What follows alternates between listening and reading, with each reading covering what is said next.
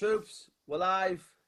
It's another Eagle podcast, and I'm joined tonight by a lawyer, an entrepreneur, a personal trainer, someone with a fantastic Instagram account who puts out a really good message about work-life balance, and that's where I first saw her stuff. So I'm pleased to welcome onto the show Lucy Fitness. Lucy, welcome to the show. Thank you. Hi, thanks so much for inviting me. I'm so excited to be on to chat to everyone tonight. Oh no, it's brilliant. And straight away, one thing that sort of caught my eye when I was sort of looking at your profile for the first time, it was one of those things where I was like, hang on, is that 6 marathons in 5 days? You know, when you did that, like I did like upside down maths, and I was like, is that like one of those weird like oh, okay. So no, you read it right. Yeah, talk us through that process, because that's impressive. Yeah, so last October, actually started on my birthday, but beginning of October, I ran 6 marathons in 5 days across the Jordanian desert. And even when I say it, even now, like I still cannot believe I did it. And I suppose there's a big backstory to it, in the sense that I loved running and I still love running. And I sort of realized that because, as you just introduced, I work full time, I'm a lawyer. Yeah. I did my first marathon, got a brilliant time, sub 4, like surprised myself, and then tried to beat myself and couldn't, and then tried again and couldn't. And just couldn't dedicate the time. I just couldn't prioritize it. I was prioritizing other things, which is fine. Yeah. And then I was like, well, what am I going to do? Like, I don't want to just be not letting myself down, but doing these events and getting slower and getting older like we do. And I met somebody, and then she said, I'm putting together a team. Do you want to come out? It's a women's own team. Do you want to come out to the Jordanian desert and do this event? And I just said, yeah. And it just was like, okay, yeah, I'll do it. And then was like, oh my God, how am I going to do this? And I don't know if you know much about ultramarathons, because I definitely didn't before I started. But what drew me to it was that she told me that 8% of ultramarathon competitors are women. So just 8% of the whole field in all races are women. And I just thought that's really sad. And it's for a number of reasons, but a lot of it's to do with like childcare and training and women not believing that they can. So I just thought, well, I don't know if I can, but I'm going to go and give it a bloody good go. So I had a really big learning curve. Oh my God. So I had a crash course in like nutrition, did some terrible runs. Hadn't really realized that I didn't know anything about nutrition and fueling running until I went out, and had the best time of my life. Like, it was incredible. Like, loads of people have said to me, was it rubbish? Did you hate it? You must have hated parts of it. I just kept thinking, I would be at my desk normally, I'd be at work. So I work full time, just like I'm sure a lot of your listeners do. Yeah. And I took that as a week's annual leave. So I just went out and I just thought, I'm going to have this incredible like experience, whatever happens. Like, I wanted to do it, but I did also think, if it all goes wrong, I've given it a go. Do you know, I was like proud of myself for trying. That's a fair point. So went out there, and it was unbelievable. Like, you can't explain. Like, obviously running through a desert sounds crap, doesn't it? Like, most people sit by a beach or like by a pool on their holidays, and we got up in the mornings, like it was 3 a.m., 4 a.m. call times, because that's when it was cooler. Yeah. And there was like, the atmosphere was incredible. Like, on a really long day, so it was 250 kilometers over 5 days, but you didn't just do 25 kilometers. You like did almost a marathon and a half, like 2 marathons. So they like changed the distance as the week went on. So you got the whole distance in. And on a really long day, we set off about 3:30. Right. Okay. And it wasn't like a rave. Like, I'm not going to pretend it was a rave, but we had all these like glow sticks, and you put them in your backpack, so because you couldn't see, because it's obviously pitch black in the desert. And we just set off running in the dark, and like, it's hard to explain, but I'm trying to, and it just. Oh no, you can hear it in your voice, the excitement, and it sounds like an amazing adventure, and it's one thing that you'll have for for the rest of your life. And I know sort of a little bit about trail running. I'm very lucky here in the northeast. We have a series called the Hardmowers. Yeah. Which, I don't know if you know about the Hardmowers, but it's a unique trail running series, 110 miles, 200 miles Wow. around the North Yorkshire Moor coastline. And sort of there's a woman just sort of won one of the big races, and hopefully she's going to be coming on the show soon. And you've got the likes of Fiona Oakes, who is a top runner. Yeah. And the guys who I've had on the show who are really good runners say that when women really dial it in, they become better long distance runners than men, because physiologically they're more suited to long distance. Obviously, naturally, a lighter frame, great cardio, core, and all of these great attributes. And sort of that's why when women really dial it in, they become such excellent trail fell runners, ultra marathon runners. And that's come from sort of John Steele, who's the founder of the Hardmowers. He said he's seen such a big leap in women's ultra long distance running now, where they are now overtaking the very best men.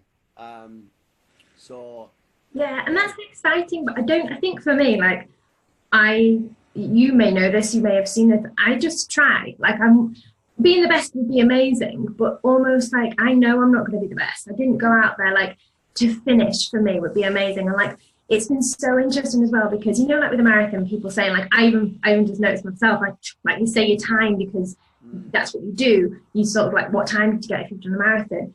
Nobody even cares about the time. I don't even know what time it was that I ran this in. And it's almost like about, for me, it's not necessarily being the best. I mean, that is good. Like, I do want to achieve things, I do set targets, but it's almost about just like pushing myself, like going further than I'd ever gone. I know I can't at the moment prioritize to try and go faster, but to go further and to do more. And I was just interested to see like what my body would do on that long day. Yeah. And could it keep going? And to get it's all about the mind. It's like to convince, getting your mind on board. And even some incredible, like really fit athletes were struggling, and it was the heat like was affecting us. The as I say, nutrition and what you could eat, because we were carrying all our food.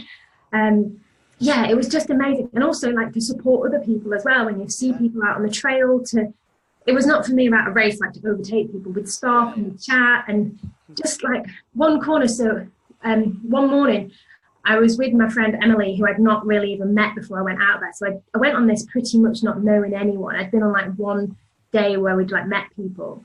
Yeah. And so I did not, but Emily wasn't on that. Anyway, I was running with Emily because we were about the same pace, and we were the front of the slow group. So we were the first people out one morning, very first people. And the sun was just rising, and we went around a corner and we saw 6 camels just galloping along. And I was just like, this is amazing. This is life. Like, I wasn't running fast. I wasn't achieving anything. Do you know, like I didn't get a medal or anything. But it was just that moment. It's just so amazing. And I think we put so much pressure on ourselves, especially when you see people doing stuff on social media.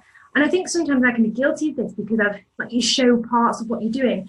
Yeah. But it's not necessarily about like, get to the top of a mountain or learn a new skill or whatever, but actually enjoying doing what you're doing on the way there as well. Yeah, no, absolutely. So I suppose the hardest part for you was saying yes to doing this event. I suppose everything after that, once that initial commitment had come in, then everything else just sort of flows, doesn't it then? Yeah, and it's scary. And there's that bit as well, like, don't get me wrong, it's not a linear thing. It's not like you can say, shall I, shan't I? And then you're just 100% on board and you're like, yes, I know I can do this now. Yeah. I said yes. I did say yes quite quickly. But then there's like a self-doubt, and then I start, and I don't know, and I'd imagine other people do it as well, but I call her the mean girl in my head. I don't know if you've heard me talk about this before. And there's like a voice in your head, like not in a weird way, but just there's a voice in my head that's sort of the one that says tells you can't do things. Yeah. And like, sometimes she's really noisy, and she's just like, you can hear it going, you can't do this, you're not good enough. you're not going to be able to do this. And there is, I guess it's like a conscience in a way, telling you can't do something. I think everybody has that, but it's learning the skills. And I didn't have that before. And I realized through other adventures and other things that I've done, I've honed in on working out how to give myself a mantra like that. I say all the time, I can and I am, I can and I am. And I tell myself I can do things, because I've realized that when I tell myself I can't, I don't. And you can talk yourself out of anything, can't you? Yeah. I say to people who come out with me, the hardest part is turning up in the car park. Yeah. The hardest part. And especially if you're meeting people for the first time, because I don't know where it's come from, but people are, I don't want to be the unfittest. I don't want to be, what happens if everyone's already friends and I don't fit in? What happens if I don't have the best gear on? What happens if this? And what people do is they talk themselves out of what potentially could be the day that they think, oh, I've really found something that I love. Yeah, and it's fear of failure. And as you say, fear of looking stupid. And sometimes a really beneficial exercise I find, so if you're listening and you are new to doing this kind of thing, you want to go on an adventure, is I go through those scenarios in my head. Yeah. So I go through, as you say, so you're turning up in a car park to go on an adventure in a group. Imagine you are in all the wrong kit. Who cares? Imagine you are the one that's a bit overweight and everyone else, I've been to events before. I was really lucky to be invited by Merrill to their event, one of their events, nice. Yeah. And I turned up and all of the European team were there, and they were all so huge, all of their ambassadors, and they were 10 times bigger than me, rippling muscles, looked incredible. And I'm sure people must just look at me as well, I get it, and people just think, oh, blonde girl or privileged white girl. I think that sometimes in groups that I'm in, people think, oh, you're a lawyer, you can't do it. So already I do have those voices. Everybody's thing is different. But so what? I'm there and I'll cheer people on and I'm motivated, I try and inspire people and say, come on guys, we're going to do this. And everyone's got a part in a team, whether you're going to be the person that's got the fun stories or if you're going to be the person that's going to help someone else along. Take sweets. If you go on adventures with people, take snacks, be the snack person. You will have something to offer, but I think working through those things of well, what are the scenarios? Oh, well, what if I've forgotten something? We'll make sure you don't. Work through your kit list, make sure you don't forget things. You can put yourself in a really great position before you get there. And if you work through it and you think, okay, well, I might be at the back, but I guess in your expeditions and things, you're never going to leave anyone behind, and someone has to be at the back. Yeah. Someone always is. She won't mind me saying this. I had my first ever CrossFitter turn up yesterday. Now she's a dedicated woman. She does a CrossFit. She's always super active. I see her all the time on her social media. But I told her, this is completely different today. Hiking up Scafell Pike from the Langdales is a million miles removed from doing a ski erg or an assault bike. Yes, those things help, but you're going to be using different muscles, and you've got all these unknown elements which do affect. And she dug in and she put a shift in, but she was like, I'm a bit disappointed in myself that I was at the back. Now I think that's her inner CrossFitter sort of, that really sort of competitiveness. But I've just said to her, look, everyone who comes out with me, they've been coming out a long time, and this is now their bread and butter. But like you said, I never leave anyone behind, and I do well to rotate through and encourage and sort of, manage the group. But everyone has to have that first time. Everyone has to have that and time. Sometimes that's a thing though, isn't it? I've read, so when I was doing Kilimanjaro, I climbed Kilimanjaro, and that was my first time at doing anything really like this. I can tell you a bit more about how I got into it all, but we were out and we were doing that, and I'd read loads of stuff before, and you'll know about Kilimanjaro, about the altitude. Yeah. And the altitude can affect anybody. It doesn't matter how fit you are. Yeah, absolutely. And so people kept saying to me when I told them I was going to do it, they were like, oh, you're really fit, you'll get to the top, or you'll ace it. And I just kind of smiled, oh my God, obviously so much pressure. But yeah, and everyone kept saying it'd be great. And everything I read said actually the people who are a bit less fit do well, because they don't press on and push on. And often groups that are just full of young, they did say young males, but being sexist, but they said people who are full of young males, those groups don't always summit, because they've gone up too quickly and they all drive each other on. Whereas in my group, again, I did something that was completely by myself, didn't know anyone until I arrived there. Wow. And just was in it with a group, and some people were at the back, and I found the walking slow really hard.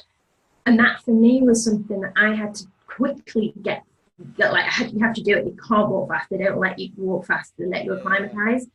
And I found that really difficult. Like the first couple of days was one of the hardest days to slow down, stop racing off. And then I loved it. It was amazing because instead of just being like, right, I'm the fastest, I can get there before anyone else. Yeah. I just slowed down, took in the scenery, like met people, chatted to them, learned about their lives, and just met some incredible people rather than just rushing off. And I think that's when I first realised that being outside and adventure is absolutely life-changing. And you're not, like, it's all, a lot of it, I know obviously something like Kilimanjaro isn't free, but you know when you're saying like Scalpel Pike, you can go out and do the great outdoors and it doesn't have to cost you tens of thousands of pounds. It's not like you're climbing Everest. No, absolutely. And I believe that to have an adventure, you can have an adventure anywhere. If that's a lowland adventure, if it's a coastal, if it's in the mountains, wherever it is. But I also believe that we came from the outdoors, caveman, cavewoman. We came from that environment. We were very comfortable in it. And what we've done as time has gone on, we've become more uncomfortable with it. And we should learn to re-embrace the outdoors, because that's where we came from, and that's where we most feel it, you know, in nature and being surrounded by beautiful scenery. Not in the rat race that is social media and 9-to-5 jobs, and sort of putting pressure on ourselves to look a certain way, to act a certain way, to want to belong to something. There's a lot of pressures, and I'll come on to it now, because you posted something the other day which I thought was bang on, about people giving out dietary advice, fitness advice, who realistically shouldn't be doing that, but because they're being paid by a company to do it, they feel because they've got a social influence that they should say, oh, drink this shake and you'll lose weight, and do this and do that. And it's one thing that I have a real problem with it, because it's false, isn't it? And it's sending a bad message, especially, I don't know, I feel like young women are more, I don't want to say easily led, but maybe a bloke can sort of get away with it a little bit more, where women, it's you know, from the magazines, it's all very, very targeted, isn't it? It's hard, and I think this is something we have chatted about before online, isn't it? That I'm sick of it. Like, I'm sick of the message. I'm sick. Like, if I'm ever looking after our children and I have a daughter, I hope she never cares about like what she looks like. And I'll touch on it in that I know, like, just growing up, I was so worried, and I spent so much time worrying about what I looked like and training to lose weight or to get a six-pack, and it just is so irrelevant. And you can't, almost that worry about what you look like and how you feel, and like whether your body is correct to social norms and the pressure that society puts on us. It's such a waste of like mind space when you could just be thinking about so many more incredible things and using it to achieve so much more. And when I stopped training for aesthetic goals and actually concentrated on like, how am I going to get to the top of the mountain, that's what really you sort of see a passion, and you get results then, because you're training for something way better. And I tell you, for now, I've climbed Kilimanjaro, I've hiked in the Arctic Circle, I've cycled London to Paris in 24 hours, I've run marathons, I've run in the desert. Not one time have I ever been like, hang on a second, let me just check and see if I've got a six-pack, or where's my thigh gap? Like, oh, I had to have those to get there. Like, you don't need that stuff. And people who are peddling that, people are sick of it on social media, like the general public. I do believe there's a turn, and that people can see it. But yeah, people who are influencers, let's say, or celebrities that sort of share all that stuff, they're doing their best to regulate the industry. There is regulation in the industry now, but that was also as well why I wanted to get a personal training qualification. So my social media account started about 5 or 6 years ago, and I just used it myself as a weight loss tool. So, in like, I won't say it wasn't for that. I was just eating terribly. I was just qualified as a lawyer and was kind of getting everything together, and I was using it to motivate myself to lose weight because I was Yeah. just eating terribly. And opportunities came up, and like my account grew and grew. And then people were asking me for advice, and they were saying, Lucy, how do I do this? And how do I lose weight? And how does this happen?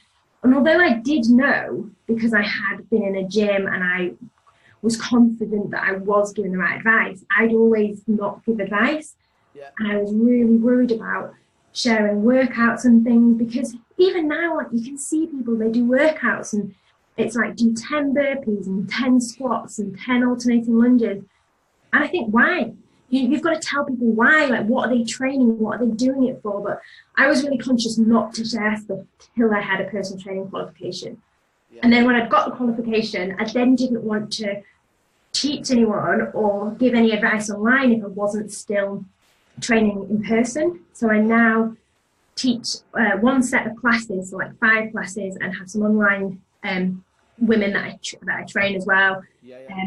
And I do that, but it's also to keep my hand in, because I feel like you can't be like saying, well, you're a personal trainer or you've got this qualification if you never then train anyone, and you just putting together funny little workouts on Instagram. And Instagram isn't real life. Like, I think people forget that, don't they? They see stuff and people live their lives on it. You're totally right. And sort of going back to what you said, I had the privilege, I'm a part of a thing called VOC, which stands for Veteran Owned UK. Yeah. So I was privileged to be invited down to London a few weeks ago to Facebook hosted an event about how to, build community, advertise, blah, blah, blah. Mm-hmm. And one thing they were sort of heavily pushing, and it was from the very, very top, is they want to get rid of likes and unfollowing things, because they feel like it is creating the wrong message. And if you're an account holder, you can see your analytics, but they want to remove this. They've started calling it like just to gain likes, like likes matter. Do you know what I mean? Like, oh, how many And they likes do, and it's sad, because like I fall into the trap, because I've heard as well that Instagram, I mean, no, Facebook and Instagram are owned by the same people, but I've heard that they're talking about getting rid of likes. Yeah. But it's really hard. Like, I'll put something on online, and it won't do very well, especially like at the moment, something can just absolutely flop. And you think, I've worked really hard to put that together, and it always is on sponsored posts as well. It doesn't matter how many likes you'd normally get. If you have a sponsored post, when you're working with brands, people just automatically kind of go, oh, she's obviously being paid to say what she's being paid to say. And that's why you're doing it. And it is really sad, like, you think that's really upsetting if something doesn't get likes, but then it can be really interesting, because then other people looking at it might think, well, that's a rubbish post, nobody's liked it. Well, you might get 10 people send you a direct message saying, oh my gosh, this means so much, I totally understand what you mean, I really resonate with that. So it's just all, it doesn't mean, as I say, it doesn't mean anything, it's all numbers. And it worries me sometimes that people might like look back in, say, 5 years time and think, oh my God, I wasted 10 years of my life on a social media channel, which, if it didn't exist, would you still do what you're doing? Like, you do all of your stuff. What you're doing is you're going outside and you're doing the adventures and you're just documenting it to inspire people. But there are people, I've been in a situation where there's people, and you go to these events and like people from the outside are seeing one bit, and you're stood there and like nobody speaks to each other sometimes at these events. Like the irony is that then nobody is social, because they don't chat. So like you get there and obviously you kind of know who people are, but you've never met them.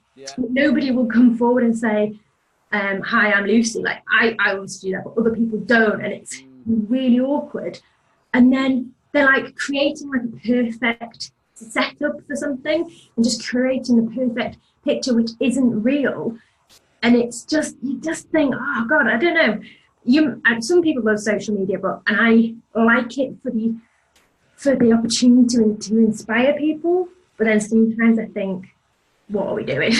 Yeah, look, I think it certainly isn't going anywhere. But from the message that I got from that seminar is they are going to drastically sort of make some big changes in the next 6 months to a year, with social media, Facebook, Instagram, and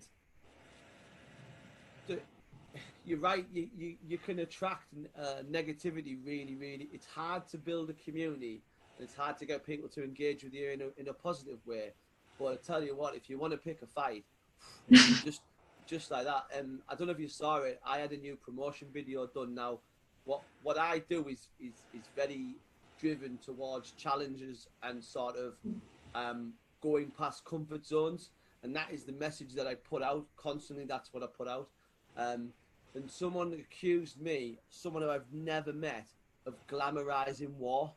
And I was like, wow, that is the most ridiculous statement from we've never met, but you've watched a 30-second video and gone, that lad there is glamorizing war. And I just thought, what? People must just sit there and just wait for something to pop up and go, right, I'm going to say something completely ridiculous. And you create that much of a buzz around the post, the administrator removed the post. And I just thought, wow, I say to people, if you don't like something, just scroll past it. Yeah, you know? Definitely. Or just don't follow people. And that's the weird thing is, I think that we just do have this focus, and that's why, like, I think it is really important that, like, we don't focus too much on social media, or we're really careful with who we're following, and that we're following inspiring people. Like that's, I found your social channel, and I just loved it. And I was like, you when you say boots on, bag on, crack on, and I was like, yes, definitely. Like I love that. And just get on with it. Just do it. Just get outside and have fun. And whereas there's so many people, and they're the people that do have the big brand deals, and they do get the opportunity, but a lot of it's just curated, and it's also really sad as well. And it's a lot harder than people think, trying to create all that stuff and reshooting things and sending it. People think, oh, you work with a brand and you'll get paid loads. Often people don't get paid anything, and it's just free gear, which is great as well. Yeah. But it's like you have to send it back so many times, and they say, no, can you do this, and can you reword it? And it's all contrived. Well, a lot of it is contrived. But yeah, I'm not sure whether that's inspiring people to my views on social media. No, like it's great, but sort of I molded through 10 years in the military, like 10 years in the army has molded me into the person I am now. And I'm very lucky that I've met some really sort of Sergeant Major type blokes who were very, very sort of in your face, always had funny one-liners. Everything that I use is because I've heard it in a previous life. Do you know what I'm saying? Like the boots on, bag on, crack on thing came from loads of different sort of instructors in my time in the army. That was one of the sayings, like, oh, things are getting tougher there. Well, guess what? Do you know what I mean? We just have to keep on going. Yeah, because I heard you talking as well about did you say something about poor admin because you hadn't got your salt intake right? And I thought that's hilarious because that happened to me, like with the training, and just couldn't get enough salt in, and you realise, like it says, learning curve. I just loved it. It's like poor admin, like just it's that kind of stuff, and that's the thing, is it? Social media great as a tool for inspiration. Like find people like you who do amazing things, have companies that are going to take you to the next level, with your adventures and things. But then use it for that, but don't try and like not make it the whole. I try to sort of, if my channel is me, my persona is maybe turned up a couple of notches, like a wrestler, like a WWF wrestler, you know, like an on-stage performer, so it's toned up a bit. But I am very, very keen on the person who you see online is the same guy you meet in the car park. Do you know what I mean? So it's not like, well, and I have met people like this where it's like, well, that's not the same person, because that guy's a timid mouse. Do you know what I mean? That's not the same persona that's giving it the big time on social media about accountability 24/7. And going back to what you said, like the salt thing, everything, I always just say, just take ownership of absolutely everything, and then everything's cool. Do you know what I mean? Like, oh. But then, and do that with your life as well, though. And that's what I think I'd realised, in that I was not doing that. I'd done the tick list. Do you know, like I've got the good job. Do you know, like that my parents wanted me to get. I'd gone to university. I'd trained to be a lawyer. I'd done it. I'd got the job. And then I was bloody miserable. And it was horrible. I was having the worst time. And I was just like, I remember getting to the point where I thought I'd made it, like what I wanted to achieve and where I was. And I sat there one day and I just thought, is this it? And I'd created the life that I wanted. Like I'd done it, like I'd been intentional, as you say, it's on your own back. And I'd done it. But I just thought, this is rubbish. Like, I don't want to do this for the rest of my life. Like, what is this all about? And then I thought, what do I actually want to do? And I'd always had this idea of climbing Kilimanjaro. And then I said to a few friends, shall we go do it? And they said yes. And for various different reasons, they didn't end up doing it. And they didn't, I said, right, let's do it. And I booked with a tour company. And I just got it booked, was committed. And they didn't. And actually, in a way, it was amazing that I did it by myself, because I think it's a great personal achievement. Yeah, at that time in my life, to just show that I could do it. And I didn't need anybody else. I didn't need a friend or a boyfriend at the time. I didn't need anybody to do it. I just went and did it. And it was one of the hardest things I've ever done. But now it was the turning point. And all I did was book a trip. Like I still haven't climbed Ben Nevis. I know that's really bad, but I hadn't climbed Snowdon. I hadn't climbed anything big. Like I hadn't done Scafell. I just was someone who wanted to do a lot. Like I was sporty and I was fit and healthy. And I've got a real passion. But what I'm trying to say is you don't have to have been born into a family. I know there are people in the country who are born into sort of a life where they do this with their family and their parents. And that wasn't me. Like I just went to normal like clubs and things and dancing. Like I didn't do anything like a bushcraft or anything like that. I didn't know anything. And all these skills, it was my 30th birthday when I did that. So a couple of years ago, and I went off and did that. And that you can start whenever. If you're sitting here thinking, oh, I'm too old to start, you're not. If you're thinking, I don't have enough money, I did it through a part fundraised thing. And actually, because it was my birthday, I said to people, look, if you would have gone to the pub and bought me a drink, put that in the pot, put that in the sponsorship pot. So I did it for a local Sheffield charity, and they sponsored half my thing as well. But we raised so much money because people will sponsor you for that kind of thing. And so that helped me fund it. I kept the kit as limited as I could, but with like good shoes. At this point, I wasn't getting all the gear and stuff through social media stuff. I was paying for it out of my own pocket and just working out what I could have and what I could get by without. And I climbed in a pair of just regular shorts, just regular like everyday cotton shorts I was wearing at the start for the lower part because they were comfy. You don't have to have it all, and I think we put excuses up, don't we? We put barriers. I don't have time. Yeah, you don't have time, you don't have money, you don't, but it's about priorities. It's about how much do you really want it. You know, that's a great point, and I always and see if you agree with this. There is always money for destruction, but there's never money for development. That's what I say to people. Like, there's always money for drinking, for drugs, for party, for lavish cars that you don't need, for big holidays that you don't really need to go on. Or I deserve it, or it's a treat, or it's this. Like, let's talk about the word deserve. And you know, people say to me, I'd come, but like it's a bit much, isn't it? I'm like, well, what, 40 quid for a day out? Like, either you need a better job or you need to prioritize what you're doing with your life, because you know, people go out, and I used to be the same, used to go out drinking and spend, you know, a lot of money on the drink, and it was only that moment where, like a snap, where it's like, okay, this needs to change. But you're right, excuses, stories, I was going to do it, but and we've got to do this, and you know, we've got to go to the tip, and all these things that people say. Yeah, but you just kind of need to say to yourself, I say when people say that, I said, stop saying that, just change it around and say that's not a priority, and start feeling how that feels when you say that. So if you say, like it's like with healthy living, if you say, I can't go to the gym, that's not a priority, then all of a sudden you're like, oh, and I can't eat well because that's not a priority, and I can't go on an adventure of a lifetime because it's not a priority. And then someone said to me as well, they were like, oh, of course you can afford adventures because you've got a really great job. Yeah, I am a lawyer, and I'm not going to say I don't have a salary that's like a lawyer, but I also have outgoings and a house and the rest of it, just like everyone else. But something I do is religiously every week I put a little bit of money into an account. I have a different separate account on my like online banking, and I put a little bit of money in every week, which is quite a bit to me, but it's a bit of money in every week. So it's called Adventure Fund. Yes, and I'm putting that bit in every week, and you can do that. If you can put £5 in, £20 in, even if you can only put in £2 a week, when like as in some weeks you might not have as much as others, but all of a sudden, if you've put in like a £5 a week, that's loads in 52 weeks, isn't it? And that's how I fund my adventures.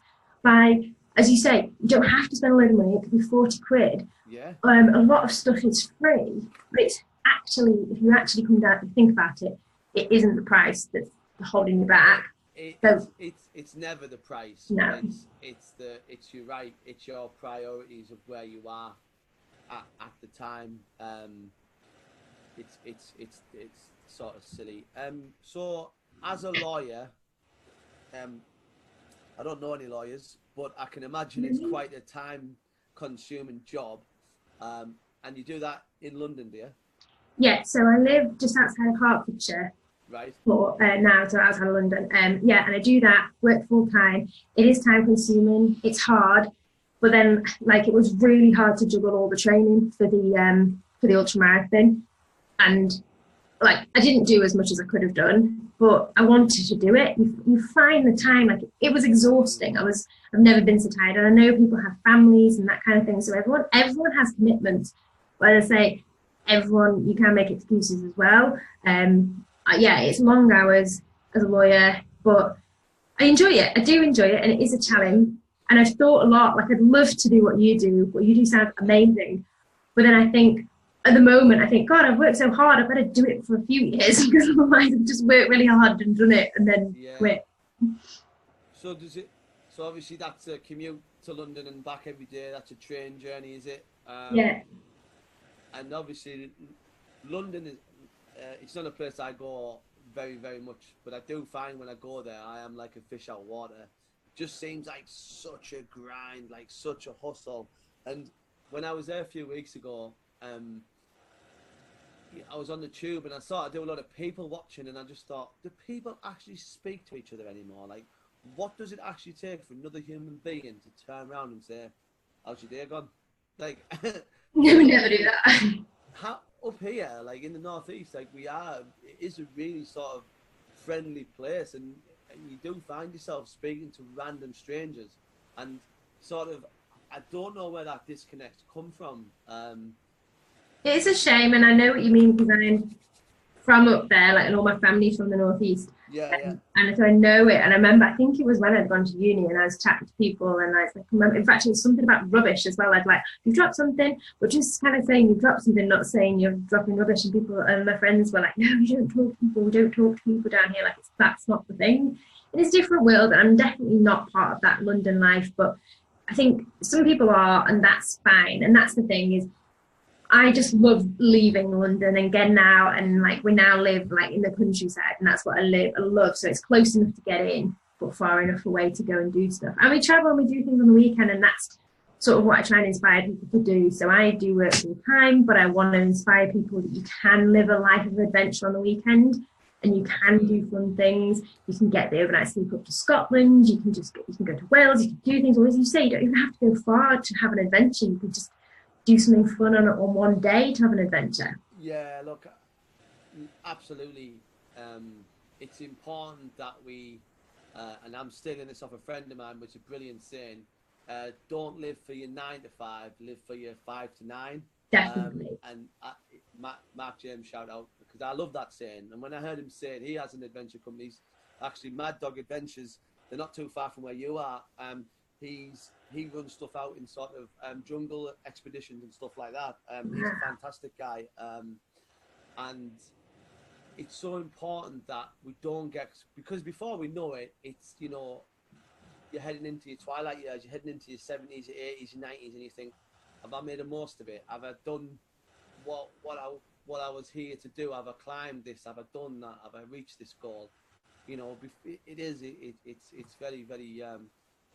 We think we're here for a long time, but if you look at it overall, we're not. And it could be any time. You might not even get to those digits. Yeah, no, what is really going to matter, someone said this to me at the start of the year as well, and I was struggling to find cover for something, and I was saying, oh God, like I need to do this. And that she was saying, like, she said, what's going to matter in 5 years time, like focus on that and think about that, like, or even like I think it's amazing now, so we've got 6 months left until the end of the year.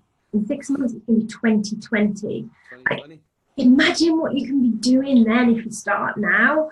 Like, imagine if you, like, if people hear this and they think, do you know what, I'm going to go on one of your tours, and they'd say, right, I've listened so many times, John, I'm going to go and I'm going to do it this time. And they start small, and you can do anything. And I think that's the thing, is we limit ourselves, we put this stuff on, we're drowned by social media. It's all such a noise. You just need to put a blinker and just go, enough. I want to do this. Like, what's my big goal? What do I want to do in life? What stories do I want to tell? And I think that was a thing for me as well. I realized that I was so boring. Like, I was bored of my own story. I had no stories to tell. Like, I think I said, if my life was a book, it would have been so boring. I wouldn't have even read it. It was that boring. Like, I hadn't achieved anything. Great, I'd gone to university and I was a lawyer. Boring. Like, what is that to say? Whereas now I can talk about going to the desert and the people I've met and all the things I've seen, and I'm going to keep creating these stories. That's just a couple of chapters. I've got so many more chapters to write, and I cannot wait to put some more stories in there. Yeah, no, it's amazing. Lucy, we're absolutely ripping through this. So I'm going to sort of start with how I close down all the shows. Favorite part of the show, really, and the 5 whats. So the first one is, what's the greatest advice you've been given? The greatest advice I've been given has got to be strive to be happy. And that was something my granddad said. And that's because I think all too often we think you just are happy. Like, you wake up and everything should be great. And it's not. You actually have to work at being happy and work at creating a life you love and work at it. So yeah, strive to be happy has got to be up there. Brilliant. Second, what's on your bucket list? Personal or business or whatever family or whatever you want to go for? Yeah, so I don't know. I know what's not on it. Like, Everest is not on it, and so much so that I just feel like I don't want to die. But yeah, bucket list is to do more adventures with other people. So I've done a lot of stuff, and I've come back and told people, and I'd really love to get some of my friends out there too, because although I've said I've developed a lot as a person doing all this by myself, you can't beat an adventure with friends, can you? So trying to get some of my friends out would be just the dream. No, absolutely, that's perfect. Number 3, what's been your toughest day? It's got to be summit night on Kilimanjaro. Like, I've heard that's particularly brutal. But I thought I was going to die as well, and like, I didn't think I could do it. Like, I'd got this internal sort of monologue going of like, can I do it? Can you do it? Come on, keep going, keep digging deep.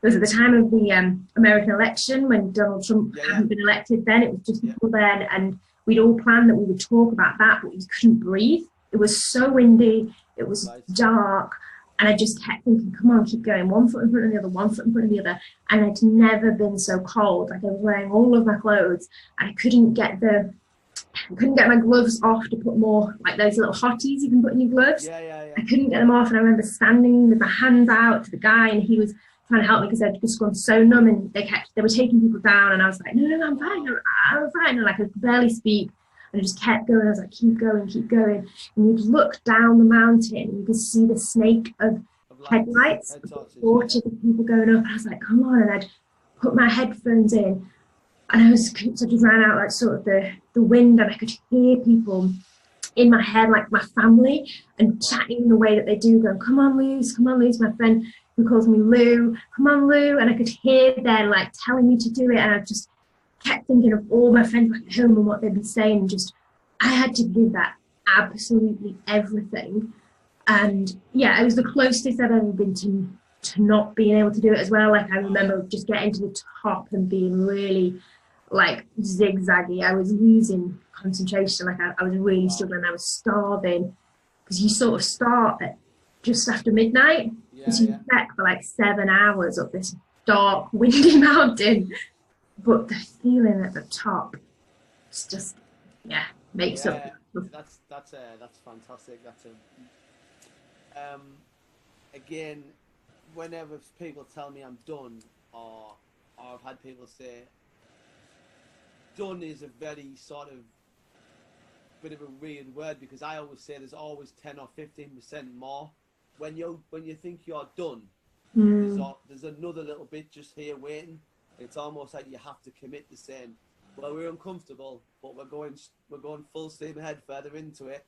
You just keep pushing, but you know you're getting closer. Like when you're that far, you know you're kind of used all the supply, and you're thinking, come on, like please just let this work. And like the sun came up, and that was when I knew I'd done it. Do you know, like that sunrise was, I wasn't in at all at that point, but when I knew, I was like, it's only going to get warmer, because before I was like, I don't know how much longer I can stay in this cold. Like I couldn't, you know, when your back hurts, like your kidneys are hurting, everything's tense.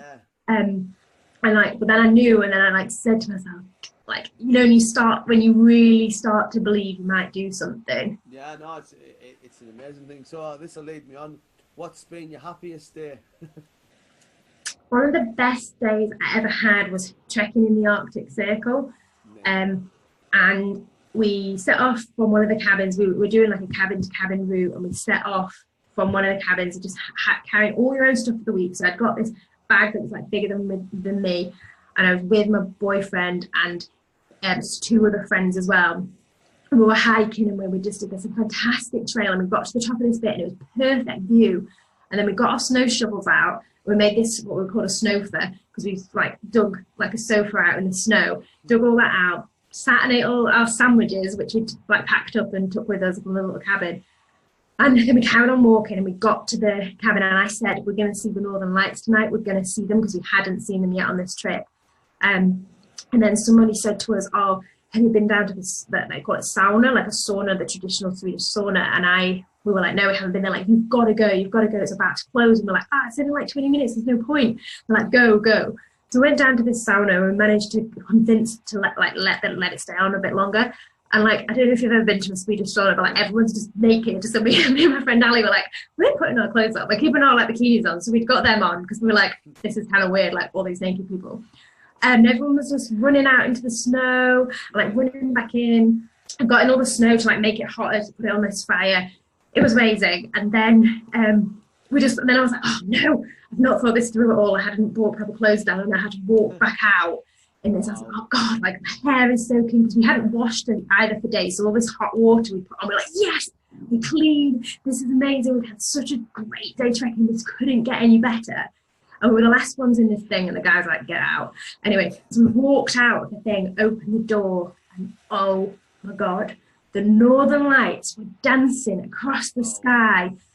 And I've never, like, Northern Lights, when you see a picture, they're like two-dimensional, is it? Like, it's flat, isn't it? Yeah. Whereas when we walked out, it was then all above us, and like, you were like in a snow globe of it. And the colours, and it was just purples and greens and like dancing. It was so amazing. And we were just, it was so good. Yeah, that's class. Fifth and final, what's next for Lucy Fitness? The Empire. The Empire. I want to inspire more people to get outdoors and to do what they want to do, or what they want to do from life. So I did a little bit of a course called I Can and I Am before, and I had a few people go through that to really sort of give them self-belief. And I'd like to do that a bit more. I think like I've got a few personal goals. Like I'd really like to climb Mont Blanc really soon. That's definitely on the list for like another winter hike and a summit. But I think it's about, as I said before, I really realised that it's about doing things with other people and helping other people. So when even if it's just messages of people saying I went out and I did this, that's great. But just to work with people, like what you do every day must be just so amazing. I'd love to kind of do that a little bit more myself, just to really show people you can do it and facilitate that a little bit more. That's a passion of. Go and join the MTA, Mountain Training Association, and go and do your summer mountain leader. That's it. You know, you'll already have a lot to put in a logbook because you've done so much anyway. Hey, what's stopping you? You know no, nothing is, and that's the thing. And I think it's just trying to work out like the best way to do it and to reach the most people, and just keeping up a positive message really, and just to say to people they can. I mean, having a platform is a really lucky thing to have, I think, and to just the fact that it can inspire people. If it inspires one person, if it just inspires one person, then that's huge, isn't it? And you change someone's life. Someone messaged me the other day saying, I heard what you were saying about jobs, and I'm looking for my new job now that I really want to do. That's like my dream job. And I was like, that's amazing. That's really, that's pretty huge. Yeah, no, that's cool. Ladies and gentlemen, it's been absolutely fantastic tonight. It's been great to have Lucy on.